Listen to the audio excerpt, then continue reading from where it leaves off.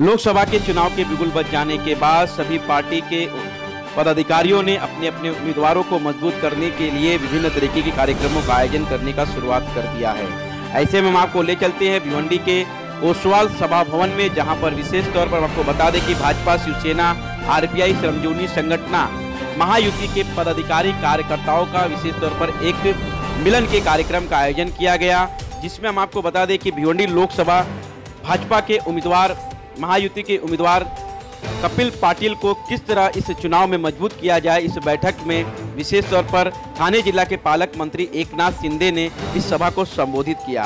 विशेष तौर पर हम आपको बता दें कि इस कार्यक्रम में उपस्थित की बात की जाए तो भिवंडी लोकसभा क्षेत्र के भाजपा के उम्मीदवार कपिल पाटिल, शिवसेना के वरिष्ठ नेता प्रकाश पाटिल, भिवंडी पूरब के आमदार रुपेश मात्रे, पश्चिम के आमदार महेश चौगले, भिवंडी ग्रामीण क्षेत्र के आमदार शांताराम मोरे, विश्वास थले, देवानंद थले, नीलेश चौधरी, हनुमान चौधरी, श्यामजी अग्रवाल, सुभाष माने, संतोष शेट्टी, प्रकाश टावरे, रवि पाटिल, राकेश ओसवाल, फरहान सिद्दीकी, अनिल गायकवाड़, ममता परमानी, संजय मात्रे, बालाराम चौधरी, पूनम चंद्र गुप्ता सहित महायुति के जैसे कि भाजपा, शिवसेना, आरपीआई, श्रमजीवी संगठन के सभी पदाधिकारी कार्यकर्ता इस बैठक में उपस्थित थे। विशेष तौर पर हमारे चैनल से संवाद करते हुए थाने जिला के पालक मंत्री एकनाथ शिंदे ने क्या कहा, देखिए इस विशेष रिपोर्ट को।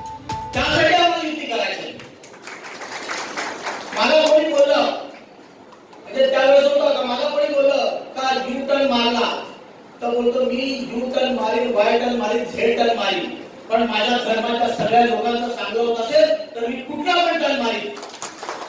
म्हणजे ज्या गोष्टी होत्या त्यांना समजत होतं का खरोखर ही युती गरजेची आहे। कशासाठी गरजेची आहे? आपल्या देशासाठी गरजेची आहे, आपल्या लोकांसाठी गरजेची आहे, म्हणून वरच्या लोकांनी युती केली। तरी पण आज आपण इकडे भांडतोच आहे, पण आपण पण युती केली पाहिजे अशी सगळ्यांची इच्छा आहे। कारण का जी कामं हात आहे, जी मोदीजींनी केली ती एवढी 70 वर्षात कोणी केली नव्हती। आणि आपली युती अशी आहे कारण का आपली गरज आज आपण पूर्ण ठाणे जिल्ह्यात, पूर्ण देशात बघितलं असेल तर ही आपणच दोन पक्ष लढत होतो, पण बाकीचे पक्ष उठे होते, ते सगळे पक्ष संपलेले होते आणि ते आपल्या खांद्यावर बंदूक ठेवून ते आपल्याबरोबर लढत होते। कारण का आज पण मी भिवंडीची स्थिती सांगितली तुम्हाला तर भिवंडी 90 नगरसेवक आहेत, पण 47 नगरसेवक काँग्रेसचे निवडून आले, 2 समाजवादीचे आले, म्हणजे 50 नगरसेवक आहेत। 50 नगरसेवक असताना तरी पण त्यांना शिवसेनेची गरज पडली। का गरज पडली? कारण ते काय करू शकत नाही, कारण आपली एकता ते तोडू शकत नाही आणि आपण एकता वेळ झालो असतो तर आज महापौर पण आपलाच होता। त्यांना ही गोष्ट समजून येते, म्हणून ते आपल्याला आपली तून पाडायला प्रत्येक वेळा प्रयत्न करतात।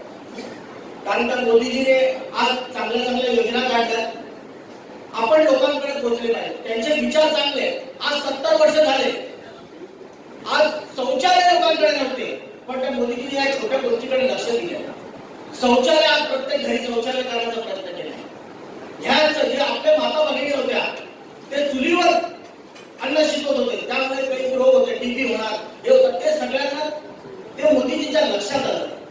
असा प्रधानमंत्री पाहिजे आपल्या माणसाच्या 2014 मध्ये सन्माननीय कपिल पाटील साहेबांना जसं युतीमधून निवडून आणलेलं आहे, निश्चितच आज पुन्हा तशाच प्रकारचं काम करून किंवा त्यापेक्षा जास्त काम करून आपल्याला चांगल्या पद्धतीने जास्तीत जास्त लीड देण्याला निवडून आणलं पाहिजे। अशा प्रकारचं काम करण्यासाठी पदाधिकाऱ्यांनी काय काम केलं पाहिजे हे मार्गदर्शन करण्यासाठी आज ही सभा आहे।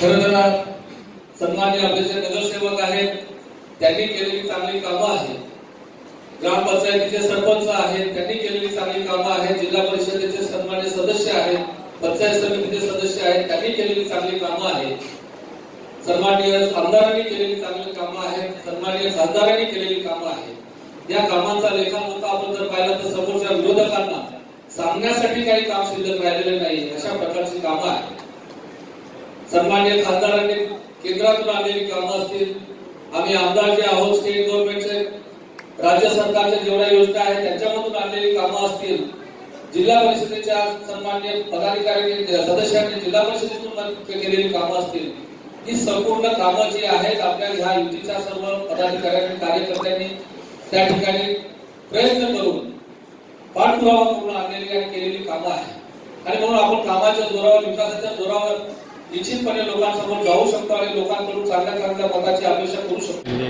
भाजप आणि सेना यांच्यामध्ये नाराजीचा एक जो सूर होता तो कुठेतरी निवडून आलेला आहे. आज तुम्ही थेट आदेश दिलेले आहेत की आता हा नाराजीचा मुद्दा जो आहे तो कोणाच्या भाषणात देखील आला पाहिजे नाही आणि इथून पुढे फक्त युतीचं काम केलं पाहिजे, कपिल पाटलांचं काम केलं पाहिजे. नेमका तो आदेश कशा पद्धतीचा आहे? भिवंडी लोकसभा मतदारसंघामध्ये महायुतीचे उमेदवार कपिल पाटील यांच्या प्रचारादरम्यान सगळेच कार्यकर्ते काम करत आहेत आणि आता सगळे जे काही झालं त्याचं आता उहापोह करण्याची आवश्यकता नाही. त्यामध्ये झालं कुटुंबामध्ये देखील काही मतभेद असतात, आता तो विषय संपलेला आहे.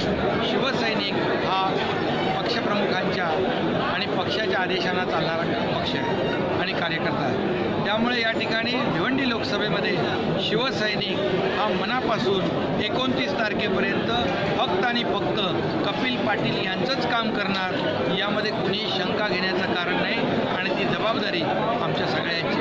त्यामुळे येत्या 29 तारखेला आणि समोर या पद्धतीने समोरचे उमेदवार जे आहेत त्यांचं काम, त्यांचा जो काही प्रभाव आणि ज्या काही गोष्टी जर पाहिल्या तर कपिल पाटील यांनी गेल्या 5 वर्षामध्ये या भिवंडी लोकसभा मतदारसंघामध्ये केलेली कामं, आणलेला निधी हा सगळ्यांच्या समोर आहे. त्यामुळे काम करणारा खासदार या भिवंडी लोकसभा मतदारसंघासाठी पाहिजे आणि पुन्हा एकदा केंद्रामध्ये मोदीजींचं सरकार येणार आहे आणि ज्यांचं सरकार असतं, ज्यांची सत्ता असते, त्या सत्तेचा खासदार याला फार मोठा स्कोप असतो, त्याला संधी असते प्रभागाच्या मतदारसंघाच्या प्रश्नांसाठी, मतदारसंघांच्या विकासासाठी निधी आणण्याची त्याला संधी असते.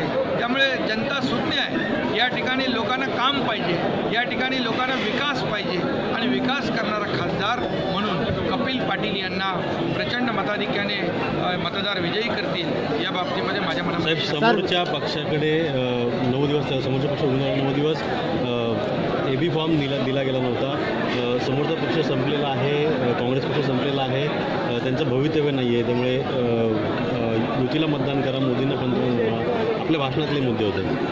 गोंधळलेला पक्ष आहे काँग्रेस, संभ्रमात पडलेले पदाधिकारी आहेत. त्यामुळेच उमेदवारी जाहीर होऊन देखील शेवटच्या क्षणापर्यंत AB फॉर्म दिला नव्हता.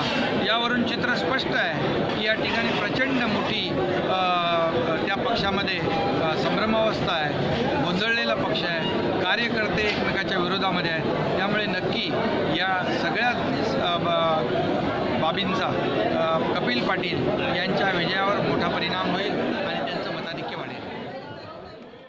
आज के लिए फिलहाल इतना ही, कल फिर मिलेंगे किसी नई खबर के साथ. तब तक के लिए हमारा चैनल सब्सक्राइब करें. जनता की आवाज टीवी न्यूज. धन्यवाद.